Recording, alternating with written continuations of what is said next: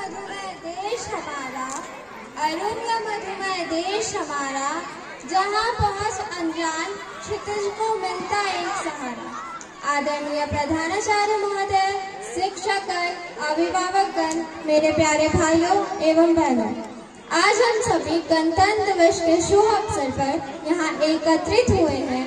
तो मैं सोनम कुमारी कक्षा 8वीं से आप सबके समक्ष अपने विचार रखना चाहती हूँ।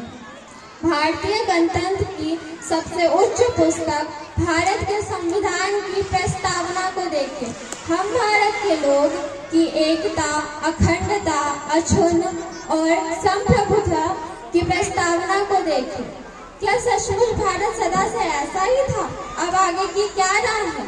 इन्हीं सब बिंदुओं पर मैं अपना विचार रखूंगी। 1947 में भारत 565 के करीब रियासतों में बटा था, जिसमें हैदराबाद इटली जितना बड़ा राज्य था, जिसकी जनसंख्या 1,40,00,000 थी और वार्षिक आय 8 करोड़ रुपए थी।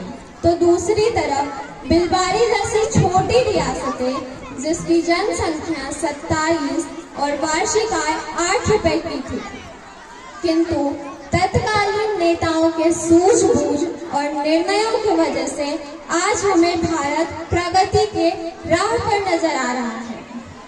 हमारा देश विश्व की सबसे पुरानी सभ्यताओं में से एक है, जिसमें बहुरंगी विविधता, समृद्ध सांस्कृतिक विरासत है। किंतु देखिए, आज भारत अपने आप को बदलते समय के साथ ढालती भी आ रही है। कभी हून, कभी मंगोल, कभी मुगल कालीन, तो कभी सल्तनत कालीन, तो कभी यूरोपीय कंपनियां, तो कभी अंग्रेजी महारानी की गुलामी से मुक्ति के बाद भारत आज बहुआयामी सामाजिक और आर्थिक रूप से प्रगति की राह पर है।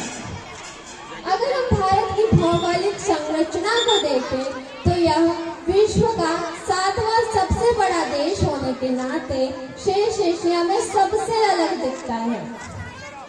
उत्तर में हिमालय, दक्षिण में महासागर के रूप में हिंद, तो गंगा कंठहार के रूप में इसे मातृत्व प्रदान करती है और इसे विशिष्टता प्रदान करती है। किसी कवि ने भी कहा है, रत्नाकरार थोत्पदां हिमालया किरीटिनीं ब्रह्मराजर्षि रत्नाढ्यां वंदे भारत मातरम, वंदे भारत मातरम। भारत ने हमें ज्ञान के क्षेत्र में वेद, वेदांत, न्याय, दर्शन, उपनिषद, ज्योतिष आदि महत्वपूर्ण और अमूल्य धरोहर दिए हैं। जो सबसे बड़ी चीज दी है वो है योग। योग एक जीवन शैली और स्वास्थ्य तथा साधना भी है, जो आज पूरे विश्व में अपनाया जा रहा है। ये एक दिन पूरे विश्व की संस्कृति को एक सूत्र में पिरोएगा और विश्व बंधुत्व का संदेश फैलाएगा।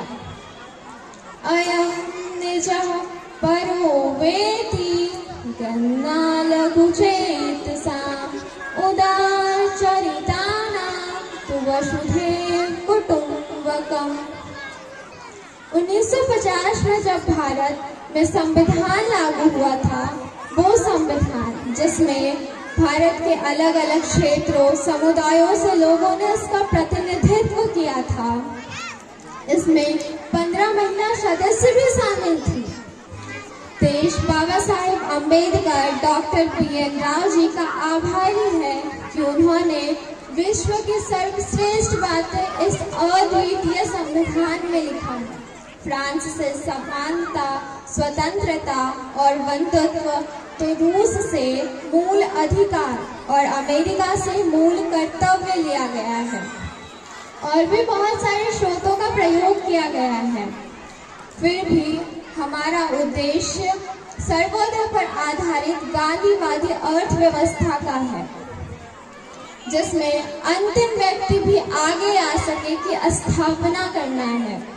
आज देश में नया संसद भवन, भव्य मंदिरों के कॉरिडोर, डिजिटल इंडिया, स्वच्छ भारत, बेटी बचाओ बेटी पढ़ाओ, स्किल इंडिया और G20 की अध्यक्षता की है। जो विश्व की कुल जीडीपी का 85% है। आकाश मिसाइलें, एआई की कृत्रिम बुद्धिमत्ता, इसरो के उपग्रह आदि अनेक उपलब्धियां भी प्राप्त की है। पर हमें आगे और भी चुनौतियों का मिलकर सामना करना है। हिमाद्रि तुंग श्रृंग से प्रबुद्ध शुद्ध भारती, स्वयं प्रभा समुज्ज्वला स्वतंत्रता पुकारती, स्वयं प्रभा समुज्ज्वला स्वतंत्रता पुकारती।